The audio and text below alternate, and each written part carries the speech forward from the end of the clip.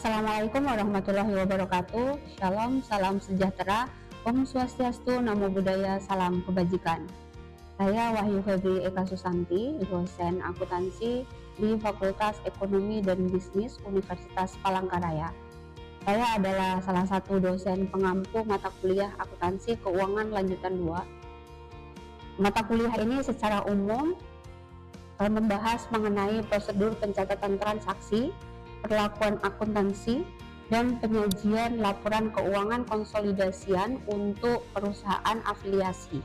Mata kuliah ini merupakan mata kuliah wajib yang biasanya diberikan untuk mahasiswa semester 6, dan mata kuliah ini termasuk dalam rumpun ilmu akuntansi keuangan dengan bobot 3 SKS.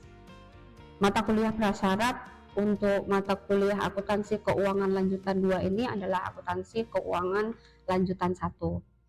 Nah, dengan mengambil mata kuliah ini, mahasiswa diharapkan mampu memahami dan mengerti tentang akuntansi penggabungan badan usaha. Kemudian mahasiswa mampu memahami, menganalisis, dan menyusun laporan keuangan konsolidasian dengan berbagai metode yang berbeda. Selain itu juga mahasiswa mampu memahami, menganalisis, dan menyusun neraca konsolidasian pada perubahan dalam hak kepemilikan. Materi yang disampaikan dalam mata kuliah ini terdiri atas penggabungan badan usaha, laporan konsolidasian perusahaan induk dan perusahaan anak, laporan konsolidasian dengan pencatatan investasi baik menggunakan metode equity maupun menggunakan metode harga perolehan, kemudian penjualan angsuran, neraca konsolidasian pada perubahan dalam hak kepemilikan, kemudian neraca konsolidasian pemilikan tidak langsung dan juga saling memiliki saham. Kemudian selanjutnya ada materi tentang laporan keuangan konsolidasian untuk perusahaan dagang dan juga perusahaan manufaktur. Dan yang terakhir itu laporan keuangan konsolidasian pada perusahaan anak yang ada di luar negeri. Nah, untuk sistem pembelajarannya itu sistem tatap muka di kelas, kemudian materi pembelajarannya itu bisa diakses oleh mahasiswa melalui Google Classroom dan juga WhatsApp Group. Kemudian metode pembelajarannya menggunakan case-based learning, sehingga dosen akan memberikan materi di kelas, kemudian melakukan diskusi bersama, dan juga memberikan latihan soal berbasis kasus.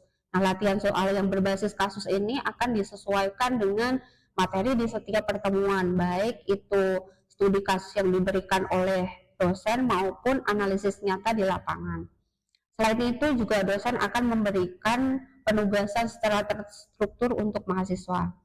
Untuk diskusi dan interaksi mahasiswa tidak terbatas hanya di kelas, namun bisa dilakukan melalui Google Classroom dan juga WhatsApp Group.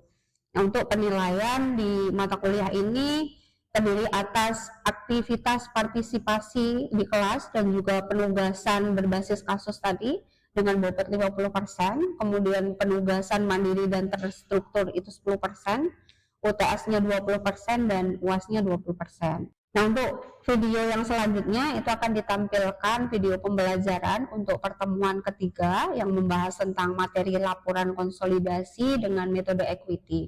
Pertemuan ketiga ini untuk mencapai CPMK yang kedua, yaitu mahasiswa mampu memahami laporan keuangan konsolidasian dengan berbagai metode yang berbeda. Oke, Assalamualaikum warahmatullahi wabarakatuh.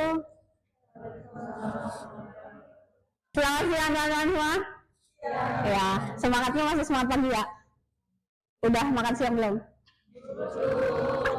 Nanti kita hitung-hitungan semoga kalian nggak ngantuk ya, nanti setelah mata kuliah selesai kalian bisa langsung makan gitu.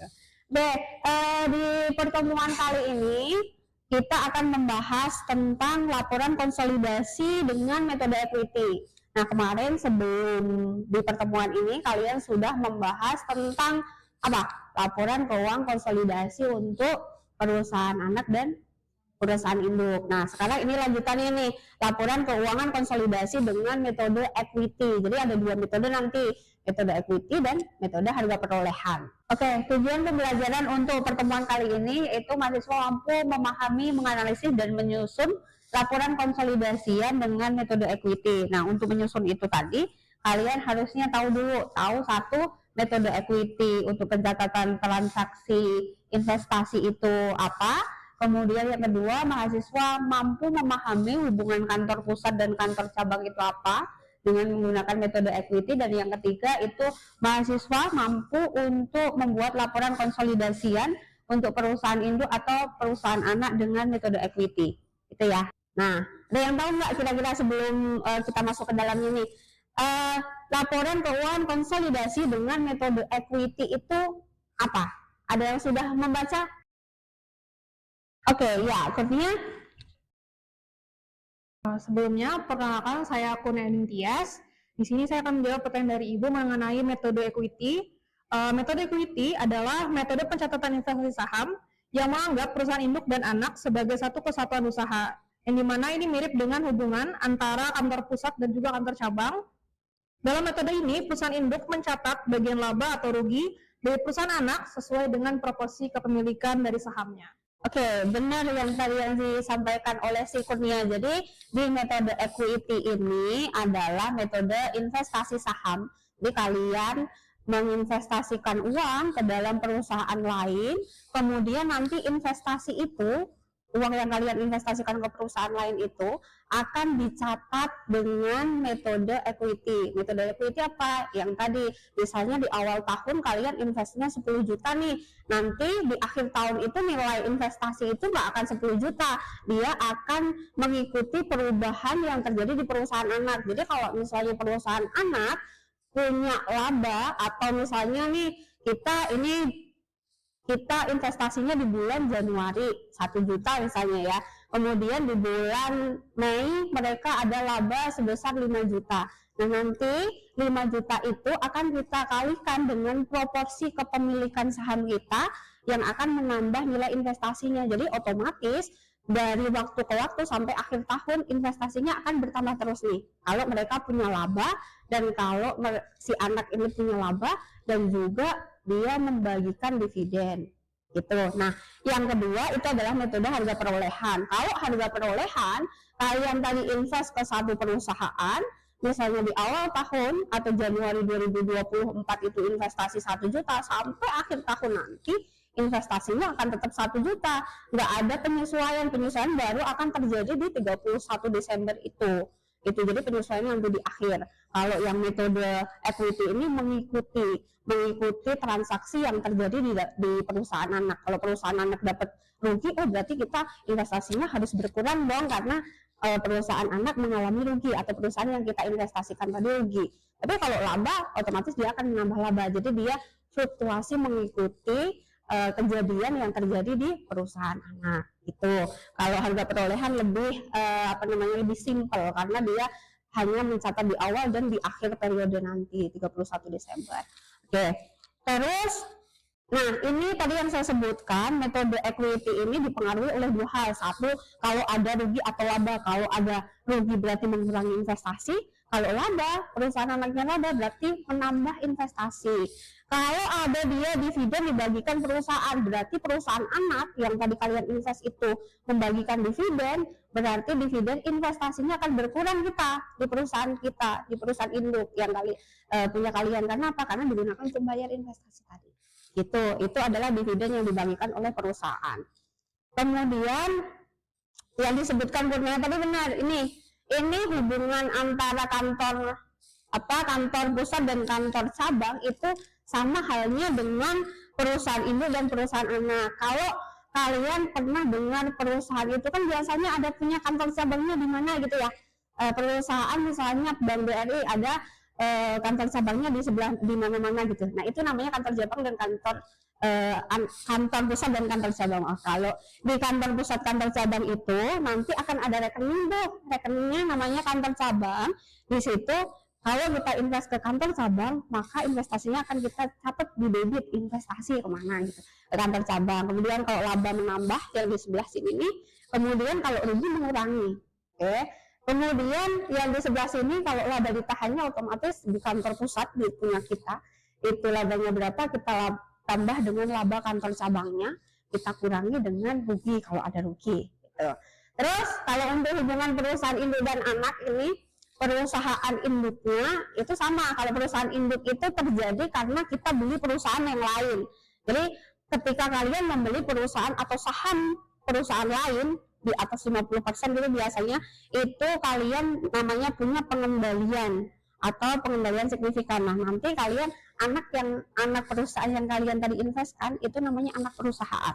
Nah, anak perusahaan itu kalian sama nyatetnya investasi pada perusahaan berapa, kemudian akan dikurangi kalau ada rugi, kemudian akan nambah kalau ada laba. Itu ya. Ini rekening T. Ini saya sebutkan seperti ini berarti rekening T ya. Kalau buku besar kan kalian harus banyak ya. Kalau rekening T ini berarti untuk akun investasi pada perusahaan anak. Begitu juga dengan laba yang ditahan. Sama kan antara perusahaan kantor besar dan kantor cabang dan juga perusahaan induk dan perusahaan anak. Secara akuntansi pencatatannya sama. Gitu. Terus next ini adalah contoh kasus. Contoh kasusnya itu PT Sembada memiliki 80% PT Persada pada awal tahun 2024. Jadi awal tahun 2024 itu PT Sembada beli nih 80%-nya saham PT Persada tadi. Nah, ini adalah informasi keuangannya. Informasi keuangannya ini PT Sembada itu ada akunnya adalah investasi yang 80% tadi nilainya adalah 1 juta. Kemudian ada macam-macam aktiva 2.500.000 ini milik PT induknya atau yang membeli. Kemudian ini PT Persada itu adalah anak perusahaannya. Nah, tadi kita kan mau membuat yang namanya laporan konsolidasi. Kalau laporan konsolidasi kita akan menggabungkan antara perusahaan anak dan perusahaan induknya. Jadi dua laporan keuangan ini akan kita gabung nih. Gimana cara gabungnya? Tinggal kita tambahkan, Bu, ya. Benar, kalau laporan konsolidasi itu tinggal kita tambahkan, tapi karena tadi milik anak itu punya kita 80%, akan kita eliminasi dulu. Apa yang dieliminasi? Di investasinya. Investasinya yang kita eliminasi misalnya ini. Modal PT Persada milik anak tadi modalnya kan 1 juta nih. Tapi milik kita kan 80%. Jadi nanti akan kita kurangkan di sini, akan kita debit 800.000. Kita kurangin dulu karena 800 itu milik kita. Maka 800 ini adalah dari 80% kalian kalikan dengan 1 juta, ketemu ya 800. Maka investasinya di sini juga akan berkurang 800. Akan berkurang 800. Terus kemudian dari laba ditahan. Kalau perusahaan anak atau PT Persada tadi ada laba sebesar 200.000 ini juga akan kita akui cuma 80%-nya. Berarti 80%-nya berapa? 200.000 dikalikan dengan 80%, ketemu 160.000. Nah, 160.000 ini di labanya akan kita kurangi. Kemudian akan kita akui di sini kalau mengurangi investasinya 1 juta 160.000 gitu. Terus untuk laporan konsolidasinya tinggal kalian tambahkan nih 1 juta ditambah berapa? Karena di sini eliminasi, maka tinggal kalian kurangkan 1 juta dikurangi 800 dikurangi 160 ketemu 40.000. Kemudian sama, kalau ini 4.500.000 tinggal ditambahkan 4.500.000 nih. Jadi yang ada eliminasi hanya di investasinya. Itu ya. Kalau misalnya ini kan Januari nih, kalau kalian mau buat neraca konsolidasian Januari, tinggal kalian pakai angka yang di sebelah sini. Oke. Terus kalau misalnya selama tahun 2024, selama tahun itu akan ada beberapa transaksi. Saya nuliskan ada beberapa transaksi nih. Transaksi yang pertama itu berkaitan dengan Juni 2024, berarti sekitar 5 bulan atau 6 bulan ya dari pemilikan awal. PT Persada melaporkan laba semester pertama tahun 2024 200.000. Jadi kalau metode equity harusnya kalian mengakui dong berapa labanya. Ya, kira-kira berapa labanya dan gimana jurnalnya? Ada yang mau jawab? Ica deh. Sebelumnya, perkenalkan nama saya Ica Afrinda Himalaya Putri. Izin menjawab dari pertanyaan Ibu tadi, yang tanggal 30 Juni 2024 itu jurnalnya investasi saham-saham pada PT Persada di sebelah debit sebesar 160.000, lalu di sebelah kredit ada pendapatan dari PTA sebesar 160.000. 160.000 tersebut didapat dari eliminasi 80% dikali dengan 200.000, Bu. Oke, jurnalnya investasi saham-saham PT, anaknya tadi siapa? PT Persada. PT Persada, kemudian ini adalah pendapatan dari PT Persada senilai 100. Terus kemudian yang kedua itu adalah pengumuman pembagian dividen sebesar 100.000. Jadi baru ngumumin aja nih. Kalau ngumumin aja kira-kira perusahaan induknya itu membuat jurnal seperti apa? Ada yang mau jawab? Oke, Entin deh. Baik, perkenalkan nama saya Entin Isnaria. Di sini saya akan menjawab untuk jurnal 10 Desember 2024 itu untuk yaitu piutang dividen PT Persada sebesar Rp80.000 dan di kreditnya itu investasi saham-saham pada PT Persada sebesar Rp80.000. Oke, ini berarti jurnalnya ini ya, piutang dividen kreditnya adalah investasi saham PT Persada sebesar 80.000. 80.000-nya adalah 80% dikalikan dengan 100.000. Kemudian yang selanjutnya itu adalah transaksi pembayaran. Kalau tadi baru pengumuman jurnalnya seperti itu. Kalau pembayaran gimana jurnalnya? Sebelumnya, perkenalkan nama saya Feli Oktaviani Manalu. Di sini saya akan menjawab pertanyaan Ibu. Pada tanggal 20 Desember, jurnalnya itu kas senilai 80.000 pada debit dan piutang dividen PT Persada 80.000 pada kredit. Oke, ini berarti tadi kas, piutang, dividen, karena kemarin kita sudah mencatat piutangnya dibayar, maka piutangnya akan kita kredit. Debitnya adalah kas karena kita dapat duit sebesar 80.000 tadi. Oke, next di selanjutnya itu satu lagi transaksi 31 Desember 2024 itu PT Persada melaporkan rugi operasi untuk semester kedua. Jadi kalau semester pertama berarti 6 bulan pertama tadi dapat laba, yang kedua adalah dapat rugi ya. Rugi gimana cara nyatetnya? Ini kan ada PT Persada melaporkan rugi operasi. Kalau rugi operasi berarti kebalikannya ini. Kalau rugi berarti akan kita nyatet rugi PT Persada, kemudian apa? Kreditnya adalah investasi saham. Jadi nilainya adalah 80% dikalikan 40.000 tadi.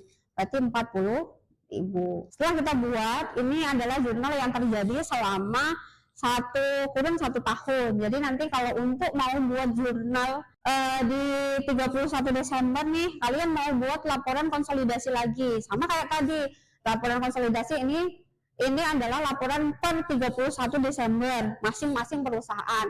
Kenapa kok investasinya jadi 1.040.000? Kalau tadi kan 1 juta, jadi 1.040.000 karena ada penambahan yang tadi dari transaksi-transaksi yang tadi kalian lakukan itu selama 1 tahun itu mengubah nilai investasi yang kita miliki gitu. Jadi kalau di metode equity ininya akan berubah nilainya. Kemudian selama 1 tahun otomatis ada akun-akun yang berubah gitu sesuai dengan transaksi yang terjadi. Kemudian kalau mau buat ya sama ya kayak tadi, ini 800.000 eliminasi lagi. Modalnya tadi sebesar 1 juta kita eliminasi jadi 800. Kemudian labanya itu 250, milik kita 80%, kita eliminasi 200.000. Nah, nilai akhirnya seperti ini.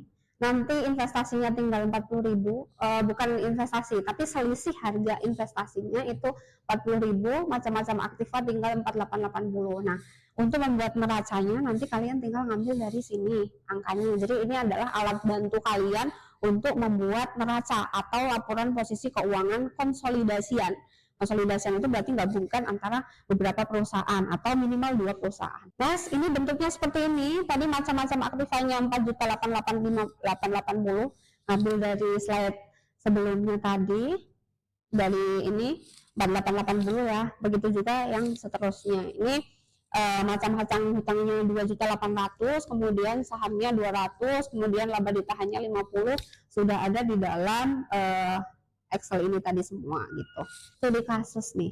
Studi kasus berarti saya berikan kalian latihan studi kasus ini. Silahkan nanti kalian membentuk kelompok sesuai dengan kelompok yang kalian buat sebelumnya. Kemudian diskusikanlah ini. PT Indogreen ini dia membeli sahamnya PT Permadani di Januari 2024. Ada transaksi seperti ini nih. Nanti silahkan kalian baca transaksinya, studi kasusnya, kalian diskusikan dengan kelompok. Nanti Kalau waktunya cukup kita akan lanjutkan, kalau enggak ya nanti buat tugas kalian gitu ya. Silahkan buat kelompok dulu. Ini sudah duduk sesuai kelompoknya. Ini tadi silahkan nanti teman-teman untuk diskusikan tentang kasus ini selama 10 menit lah ya. Selama 10 menit nanti setelah itu kita bahas dulu beberapa yang bisa kita bahas, nanti selebihnya karena nggak mungkin waktunya cukup sepertinya. Silahkan teman-teman untuk dibuatkan eliminasinya saya dulu. Jadi kalian diskusikan kasus ini, kemudian apa yang dieliminasi dan berapa nilai eliminasinya, itu ya. Oke, silahkan dikerjakan. Mulai kalian diskusikan ya. Jadi maksudnya kan untuk eliminasi 72% itu sebesar Oke, waktunya sudah 10 menit ya, berarti sudah habis. Adakah dari teman-teman kalian, teman-teman semua nih, siapa yang mau memberikan komentar atau memberikan pendapatnya tadi apa yang dieliminasi dan berapa nilainya? Yuk, katakan. Baik, kami dari kelompok 1 ingin menjawab akun-akun apa saja yang akan dieliminasi. Baik, udah. Oke, itu tadi untuk eliminasinya ya. Jadi nanti eliminasinya silakan, itu sudah benar, silakan nanti teman-teman masukkan di eliminasi ini. Selanjutnya, tugas kalian di rumah adalah melanjutkan untuk membuatkan semua jurnal yang berkaitan dengan informasinya. Nah, informasinya ini ada laba tahun 2024, berarti kalian harus buat jurnalnya. Yang kedua adalah dividen, silakan nanti dibuat jurnalnya. Kemudian yang sebelah sini juga dilengkapi dengan eliminasi, ini silakan kalian buat sampai di akhir dan juga dibuatkan neracanya ya. Nanti tugasnya silakan kalian kerjakan. Kemudian materi ini akan saya upload di Google Classroom, nanti kalian bisa ambil di Google Classroom ya. Oke, nanti jangan lupa kalian untuk presensi di Uber, jangan sampai nanti telat atau enggak besok gitu ya. Terus, adakah pertanyaan sebelum kita akhiri pertemuan ini? Adakah yang bertanya? Baik, kami dari kelompok 1 di sini ada pertanyaan mengenai materi yang sudah dibahas. Tadi kan disebutkan ada 2 metode atau prosedur pencatatan dari investasi saham pada perusahaan anak, yaitu metode ekuitas dan metode harga perolehan. Pertanyaannya, apa kelemahan dari 2 metode pencatatan tersebut yang kiranya tidak akan merugikan pemakai laporan keuangannya untuk melakukan pencatatan? Terima kasih. Oke, tadi kelemahan dan kelebihan ya, kelemahan dari 2 metode tadi ya, sebenarnya nggak ada kelemahan atau kelebihannya ya. Cuma 2 metode ini bisa digunakan semuanya. Jadi kalau misalnya yang metode ekuisi itu ya enaknya sih dia langsung menyesuaikan nilainya, jadi lebih menunjukkan realnya investasi kita tuh berapa. Kalau yang harga perolehan itu tidak menunjukkan realnya karena harus di akhir dulu. Jadi kalau kelemahan kelebihan sepertinya enggak, cuma bagaimana kita mau yang mana gitu. Biasanya yang metode equity ini digunakan oleh perusahaan yang memiliki pengaruh yang signifikan atau memiliki saham lebih dari 20-50% lah gitu. Kalau yang pengaruhnya tidak signifikan, yang kurang dari 20% biasanya pakai yang harga perolehan. Kalau kelemahan ke ininya enggak sih, enggak ada kelemahan dan kelebihannya, cuma ya tadi berapa proses ya kepemilikannya satu. Kalau untuk dari metode pencatatannya ya kalau yang harga perolehan hanya lebih simple saja karena dia cuma 1 kali di akhir penyesuaian. Kalau yang metode equity itu setiap kali ada transaksi dari perusahaan anak yang mempengaruhi investasi harus segera dicatat gitu. Itu ya. Oke, masih ada pertanyaan yang lain nggak? Kalau misalnya nggak ada, nanti silakan teman-teman jika masih ada yang ditanyakan atau kalian masih bingung atau kalian kurang memahami tadi studi kasusnya, itu bisa didiskusikan antar kelompok tadi atau bisa ke saya juga gitu. Nanti kalian bisa akses melalui WhatsApp grup kita atau kalian bisa lewat komentar atau kita diskusi lewat Google Classroom gitu ya. Oke, kalau begitu untuk hari ini terima kasih teman-teman atas partisipasinya. Hari ini kita selesai sampai di sini, kita lanjutkan minggu depan. Kita masih ke metode yang selanjutnya yaitu metode harga perolehan. Silakan nanti teman-teman pelajari dulu. Jadi ketika saya menjelaskan di depan, kalian sudah ada gambarannya, gitu ya. Oke, kalau gitu selamat siang teman-teman. Terima kasih, jangan lupa terima kasih ya. Oke, terima kasih. Baik,